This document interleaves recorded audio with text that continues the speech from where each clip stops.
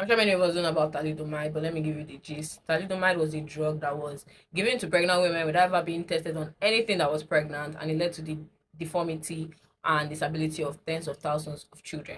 So let me give you the tea.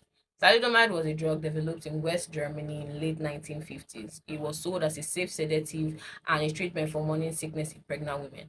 Advertised as so safe that even a child could take it, and it was sold to over tens of thousands of women in 46 countries without proper testing on pregnant women or animals in a pregnant state. What happened? Within a few years, tens of thousands of children were born with severe birth defects, missing limbs, malformed organs, blindness, and even deafness. It estimated that over tens of thousands of children were affected, but the real number could be higher.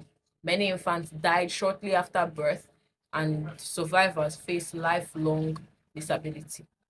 Now, the scientists that made this drug assumed that since it was safe for men, it was a non-pregnant adults to be safe for everyone. And it reviewed how women, especially pregnant women, were excluded from safety trials for the drug that were still going to be used by them.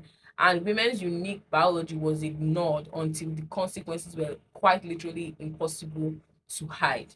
The scandal led to a massive global reform in the drug regulation. In the US, the FDA strengthened laws requiring proof of safety and efficacy before approval, and amendments were introduced to ensure drugs were properly tested on humans. It also began conversations about including women in testing, but ironically, it had an opposite effect.